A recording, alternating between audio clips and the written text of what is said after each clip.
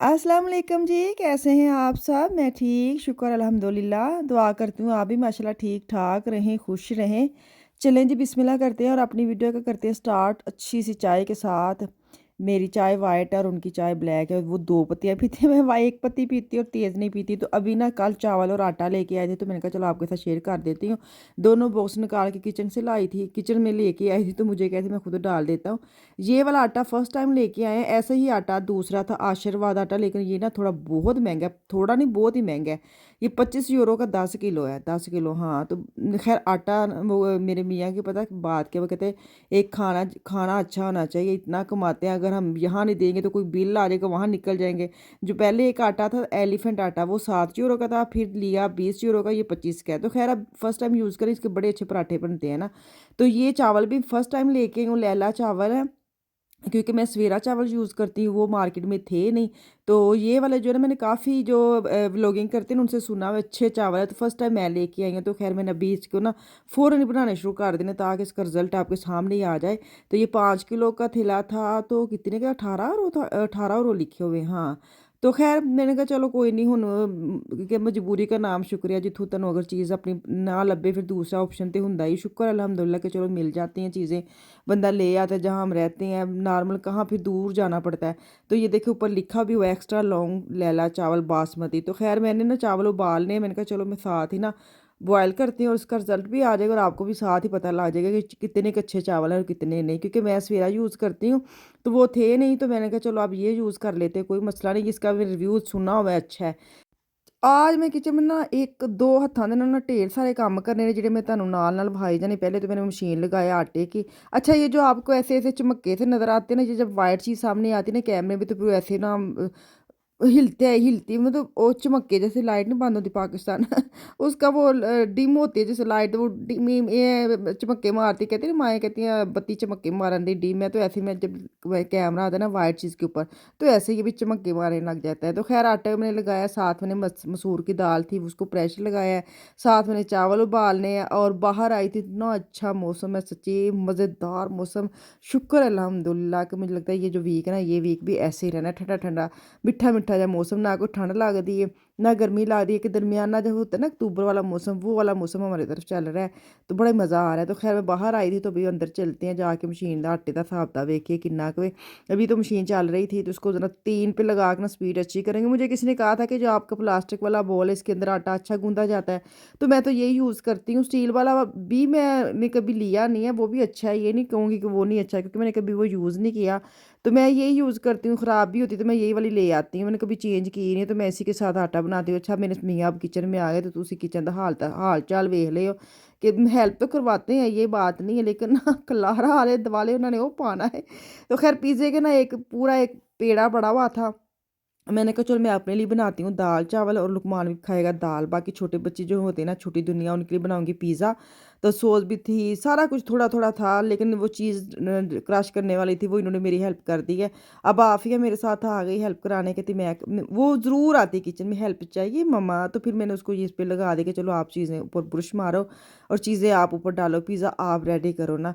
तो ये मेरी हेल्प हेल्प करवाने आ गई है। बच्चा हेल्प कराए ना, तो खैर बाज़ मैं ना ज़्यादा वारी ना ही कर देनी, नहीं नहीं नहीं शुक्रिया जज़ाकल्ला मैं कर लूँगी। लेकिन जब से ना एक दफ़ा ऐसे किचन में मेरा बेटा था, तो वो जब किचन में काम करता है ना, मैं छोटू को लेके काम करता है, बल्कि तीनों को लगाता है। तो मुझे वो कहता है मम्मा आप इसको ना नहीं किया करो, कुछ ना कुछ उसको दिया करे। वो आपसे अब पूछ रही है ना, तो उसने 2-4 साल बाद जान छुड़ानी है कि आना ही नहीं करना। तो बात उसकी ठीक है, मैं शाल को ऐसे ही कहती होती थी मैं खुद कर लूँगी, खुद कर लूँगी। तो अब कह के उससे काम करवाना स्टार्ट किया, तो वो करने लग गई। तो अब ये कह रहा था कब ये अब पूछ रही है ना, तो फिर इसने छोड़ देना, फिर आपने कहना मैं जब कहती तब ही आती, खुद नहीं आती। तो अभी से अभी कहेंगे तो वो खुद ही बाद में आना शुरू हो जाएगी। मैं बात तो ठीक है।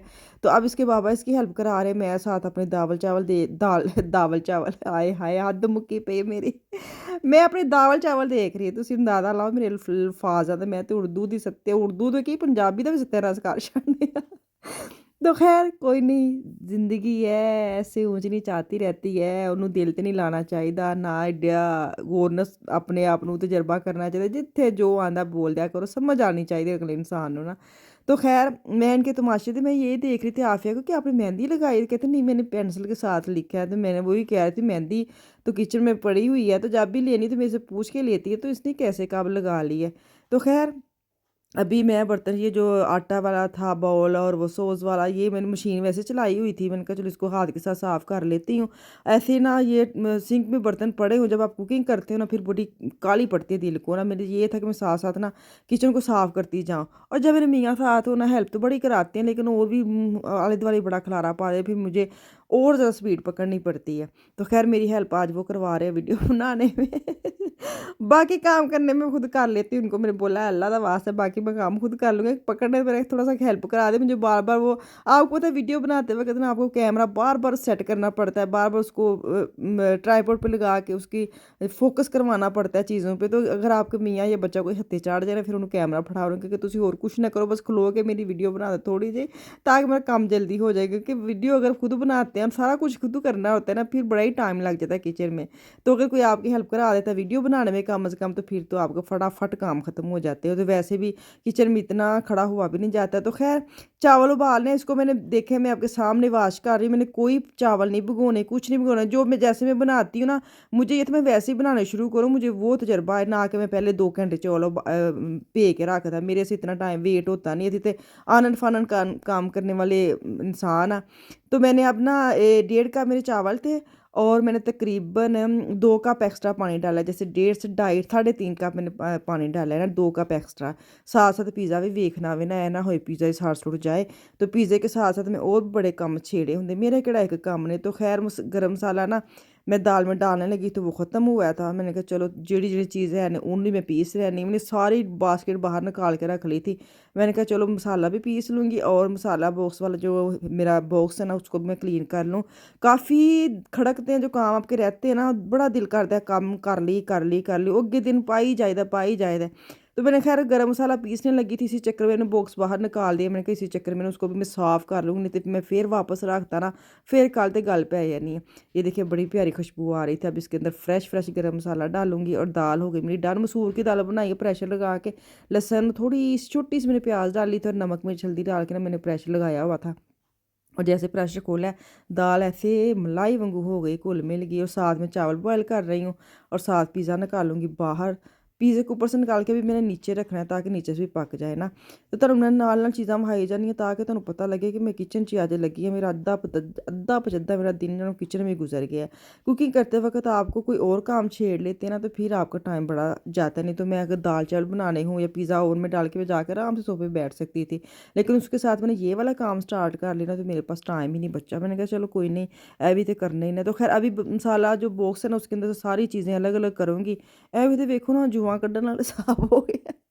जैसे जुए निकालते हैं ना वैसे वाला हिसाब हो गया। एक एक चीज़ मैंने निकाल के साइड पे की है। मुझे ये तो जो बॉक्स के खाने ना वो सारे मिक्स मुक्स हो गए थे। तो खैर पिज़्ज़ा मैं काट के ना बच्चों के लिए साइड पे रख दूँगी और चावल का मैं अभी दूँगी दम। दाल दिखाती हूँ, देखिए धनिया शनिया डाल के ना दाल का कोई मज़ेदार दाल बनी है।